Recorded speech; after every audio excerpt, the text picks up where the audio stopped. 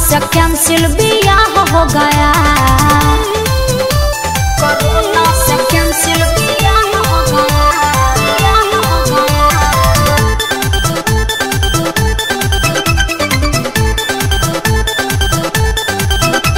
Corona से cancel बियाह हो गया।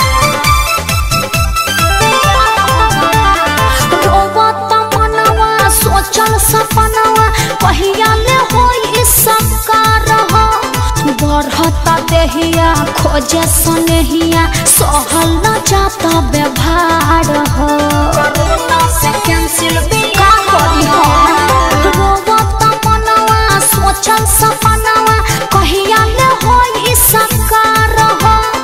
बढ़ता देहिया खोजे सनेहिया सहल न जाता व्यवहार हो। कब होगा मिलन यह डाह हो गया। कोरोना से कैंसिल बियाह हो गया। शादी होने में टेंशन अथाह हो गया। कोरोना से कैंसिल बियाह हो गया। कोरोना से कैंसिल बियाह हो गया। कोरोना से कैंसिल बियाह हो गया।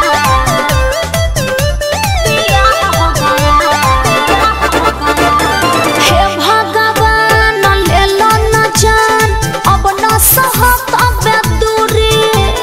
होता बेकार सोर हो सिंगार डहकता बिंदिया छोड़ी। कोरोना से कैंसिल बियाह हो गया। हे भगवान ले लो न जान अब न सहत दूरी। होता बेकार सोर हो सिंगार डहकता बिंदिया छोड़ी। रोशन विश्वास मुश्किल राह हो गया। कोरोना से कैंसिल बियाह हो गया। शादी होने में टेंशन अथाह हो गया। कोरोना से कैंसिल बियाह हो गया। कैसे कैसे मम्मी पापा भइल रोहन राजी। लागता कि एहू साल बाजा नहीं बाजी। यही चिंता में जिंदगी तबाह हो गया।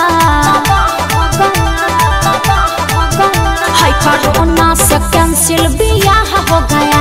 शादी होने में टेंशन अथाह हो गया। कोरोना से कैंसिल बियाह हो गया।